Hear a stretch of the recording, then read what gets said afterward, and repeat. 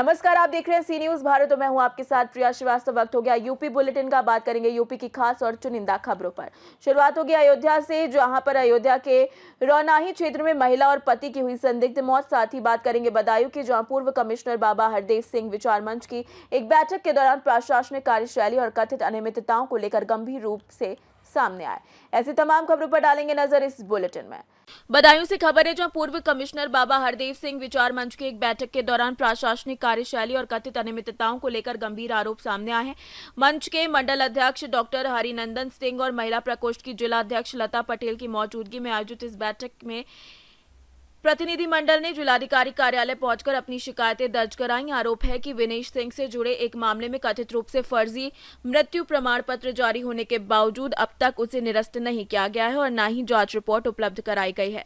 प्रतिनिधि मंडल ने यह भी कहा कि कई बार लिखित और मौखिक रूप से मांग करने के बावजूद जांच आख्या की प्रति नहीं दी गई। प्रार्थी का पक्ष है कि उच्च न्यायालय इलाहाबाद ने 3 माह के भीतर मामले के निस्तारण के आदेश दिए थे, लेकिन उसका पालन नहीं हुआ। मामले को लेकर संगठन ने प्रशासन पर गंभीर आरोप लगाते हुए कहा कि शीघ्र कार्यवाही नहीं हुई तो आंदोलन किया जाएगा। आज पूर्व कमिश्नर बाबा हरदेव सिंह विचार मंच की महिला प्रकोष्ठ की जिला अध्यक्ष लता पटेल और महिला प्रकोष्ठ की जिला उपाध्यक्ष राम बेदी के साथ यहाँ जिलाधिकारी महोदय के यहाँ आए हुए हैं। यहाँ बदायूं में चल रहे प्रकरण में जो जीवित विनेश सिंह का मृत्यु प्रमाण पत्र बना दिया गया है, उनका आज जन्मदिन है। 9/4/1978 उनकी जन्मतिथि है और इसी सिलसिले में ये जो इनकी बहनें हैं वो डीएम साहब को मिठाई लेके आई हैं। जो प्रकरण ये माननीय न्यायालय के अनुसार यहाँ पर दिया गया था, उसका भी समय पूरा हो गया है और ना तो अभी तक मृत्यु प्रमाण पत्र निरस्त किया है और ना ही अभी तक कोई भी जो मजिस्ट्रेट जांच हुई थी 18/12/2024 को, उस पत्र की भी अभी तक जांच की कॉपी नहीं सौंपी गई है। और इसी सिलसिले में आज उनकी बहनें अपने भाई के जन्मदिन के अवसर पर जिलाधिकारी महोदय को मिठाई भेंट करने आई हैं। अब हम चलते हैं जिलाधिकारी महोदय के यहाँ। बदायूं से सी न्यूज संवाददाता राजीव। खबर अयोध्या से, जहां पर अयोध्या डिवीजन के अंतर्गत हलियापुर में स्थित उत्कृष्ट गैस एजेंसी पर नियमों की अनदेखी और मनमानी के गंभीर आरोप सामने आए हैं। स्थानीय लोगों के मुताबिक मंगलवार रात लगभग 8:45 बजे एजेंसी को बिना किसी सूचना के खोला गया और चुनिंदा लोगों को बुलाकर गैस सिलेंडर वितरित किए गए। वहीं दिन में उपभोक्ता लंबी कतारों में लगने के बावजूद खाली हाथ लौटने को मजबूर रहे। आरोप है कि एजेंसी में बुकिंग और वितरण प्रक्रिया में अनियमितता हो रही है और कई उपभोक्ताओं को समय पर सिलेंडर नहीं मिल पा रहा है। वहीं कुछ लोगों को बिना स्पष्ट कारण प्राथमिकता के आधार पर सिलेंडर दिए जाने की बात सामने आई है।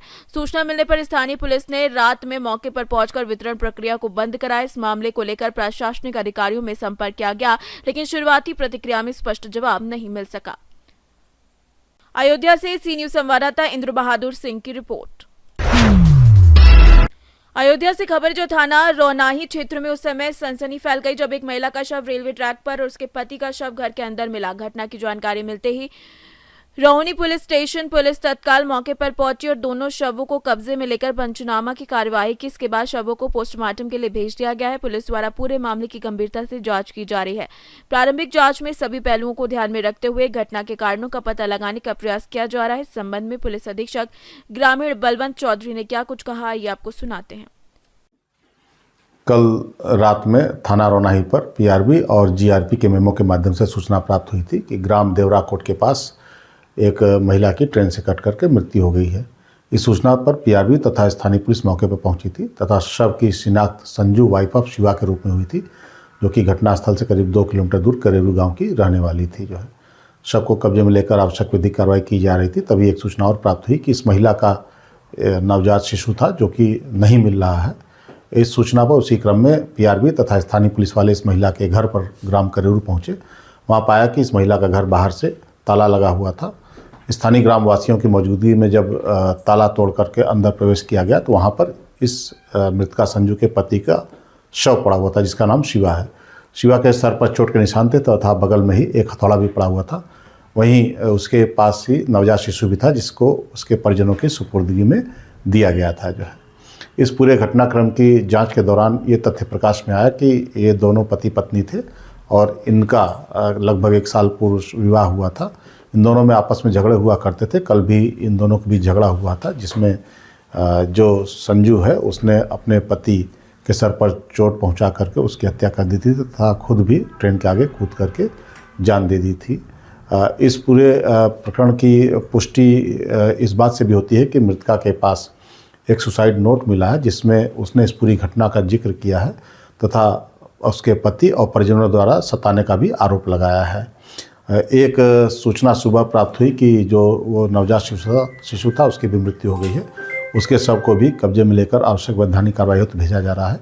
इस पूरे घटनाक्रम की उसके परिजनों से तहरीर लेकर के आगे सुसंगत धाराओं में अभियोग पंजीकृत करते हुए आवश्यक वैधानिक कार्रवाई। अयोध्या से सी न्यूज संवाददाता इंद्र बहादुर सिंह की रिपोर्ट। जौनपुर से खबर है जौन जिला अंतर्गत शाहगंज नगर में कस्तूरबा गांधी आवासीय बालिका विद्यालय शाहगंज स्कूल चलो अभियान के तहत शुक्रवार को जन जागरूकता रैली निकाली गई। रैली का शुभारंभ मुख्य अतिथि डॉक्टर रफीक फारूकी अधीक्षक सामुदायिक स्वास्थ्य केंद्र शाहगंज ने हरी झंडी दिखाकर किया। रैली में कस्तूरबा विद्यालय की छात्राओं के साथ आदर्श प्राथमिक विद्यालय शाहगंज एवं उच्च प्राथमिक विद्यालय शाहगंज के छात्र छात्राओं ने भाग लिया। बैंड बाजे के साथ छात्र छात्राएं शिक्षा के प्रति जागरूकता के नारे लगाते हुए नगर के विभिन्न मार्गों से होकर गुजरे। रैली को सफल बनाने में कस्तूरबा विद्यालय की वार्डन एकता नीलम के साथ उच्च प्राथमिक विद्यालय शाहगंज की प्रधानाचार्य संगीता देवी, आदर्श प्राथमिक विद्यालय शाहगंज की प्राचार्य नीतू सिंह और साथ ही साथ अन्य अध्यापिकाओं एवं छात्र छात्राओं का विशेष योगदान रहा। प्रधानाचार्य नीतू सिंह का भी विशेष योगदान रहा। सबसे पहले मैं कस्तूरबा विद्यालय आवासीय विद्यालय की प्रधानाचार्य श्रीमती नीलम जी और जूनियर हाई स्कूल तथा प्राथमिक विद्यालय के जो हमारे प्रधान प्रिंसिपल्स हैं उनको मैं धन्यवाद देना चाहूँगा।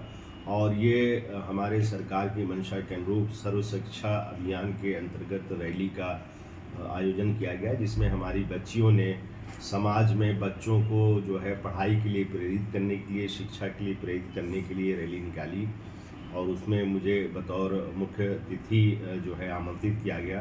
मैं आभार व्यक्त करता हूँ। अपने समाज को ये संदेश देना चाहता हूँ कि बच्चे, जो भी बच्चे हैं हमारे बच्चे, वो शिक्षित हों और जो भी आपके आसपास में स्कूल हैं बच्चों का दाखिला करवाएं, एडमिशन करवाएं और बच्चों को शिक्षित करें। एक शिक्षित समाज ही देश में, पूरे विश्व में जो है वो आगे बढ़ता है, उसकी जो है जनता आगे बढ़ती है, वही से तरक्की सुनिश्चित है। तो हमें अपने बच्चों को शिक्षित बनाना है। इसके लिए जो है आपको जो भी आसपास में स्कूल है उसमें बच्चे का दाखिला अवश्य करवाएं। जौनपुर से सी न्यूज संवाददाता दिवाकर मिश्रा के साथ दीपक सिंह की रिपोर्ट। खबर झांसी से जहां मऊरानीपुर स्थित राजकीय औद्योगिक शिक्षण संस्थान में रिश्वतखोरी के मामले का एंटी करप्शन टीम ने भंडाफोड़ किया। कार्रवाई के दौरान अनुदेशक रेणु वर्मा को 6,000 रुपए रिश्वत लेते रंगे हाथों गिरफ्तार किया गया। जानकारी के मुताबिक शिकायतकर्ता वेदांत अहिरवार और बॉबी राजा ने एंटी करप्शन टीम से शिकायत की थी कि ITI में सर्टिफिकेट वेरिफिकेशन और प्रवेश पत्र जारी करने के नाम पर 3 से 5,000 रुपए तक की अवैध वसूली की जा रही है। शिकायत के आधार पर टीम ने जाल बिछाकर कार्रवाई की। जैसे ही अनुदेशक ने शिकायतकर्ता से 6,000 रुपए लिए, टीम ने मौके पर उन्हें पकड़ लिया। इसके बाद आरोपी को मऊरानीपुर कोतवाली ले जाया गया जहां विधिक कार्रवाई शुरू कर दी गई है। एंटी करप्शन टीम ने बताया कि मामले की गहन जांच जारी है और इसमें शामिल अन्य लोगों की भूमिका की जांच दायरे में है। क्या नाम है आपका? कहाँ के रहने वाले हैं? भटपुरा के। क्या शिकायत की थी और किससे शिकायत की थी और क्या कार्रवाई हुई है? ITI से हम लोग ITI कर रहे हैं जी। कौन से कॉलेज से? गवर्नमेंट। कहाँ पे? औद्योगिक संस्थान। कहाँ पे है ये अपना यहाँ जतारा रोड के पास में पड़ता है, चौराहे की थोड़ी आगे, फायर स्टेशन के बगल पे, मऊरानीपुर में। मऊरानीपुर। अच्छा, फिर क्या हुआ? फिर वहाँ पे डेली क्लास अटेंड की गए, जाते रहे। अब CBT एग्ज़ाम के लिए वेरिफिकेशन होते हैं जी।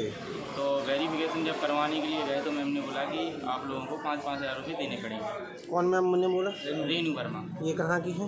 ये झांसी की रहने वाली है। अच्छा, फिर क्या हुआ? फिर हम लोगों ने कहा कि मैम हम व्यवस्था करेंगे पैसों की, हम दे देंगे, बट अभी हमारे पास है नहीं, आप इसमें पैसे कहाँ लगते हैं, अगर कोई लीगल पैसे लगते हों तो हमें उसका प्रूफ दीजिए या रसीद दीजिए। तो उन्होंने कहा नहीं, ये तो जेन्युइन पैसे हैं, ऐसे ही देने पड़ेंगे आपको। अच्छा, तो फिर हम लोगों को सभी बच्चों से मांगे? सभी बच्चों से मांगा। फिर आप लोगों ने किससे शिकायत की थी? हम लोग एंटी करप्शन ब्यूरो ACU है झांसी, झांसी में शिकायत की। झांसी में शिकायत की। तो आज क्या कार्रवाई हुई है? आज कार्रवाई हुई है कि उन्होंने हमसे नोट लिए और उनमें मिथाइल रेणु वर्मा कौन है वहाँ पे कॉलेज में? अनुदेशक हैं, अनुदेशक तीन है। टेरोडों की इंचार्ज, 3 टेरोडों की इंचार्ज हैं वो। अच्छा, हाँ। कौन कौन से ट्रेडों की इंचार्ज? ये मैकेनिकल कंज्यूमर, ICTCM अच्छा, और कोपा। और रेणु वर्मा के अलावा और किसी को पकड़ा गया? नहीं, रेणु वर्मा को कितने की रिश्वत देते हुए पकड़ा गया? 3-3 हज़ार 6 हज़ार की रिश्वत देते हुए 3 लोगों से लिए थे? 2 लोगों से 3-3 हज़ार? 3-3 हज़ार। अच्छा, आप लोगों ने दिए हैं, एंटी करप्शन ने पकड़ा है। हाँ सर, अभी कहाँ आए हैं? कोतवाली में। ठीक। और झांसी से सी न्यूज संवाददाता चंदू रायन की रिपोर्ट। फिलहाल इस बुलेटिन में इतना ही। देश दुनिया की बाकी और खबरों के लिए आप बने रहिए सी न्यूज भारत के साथ।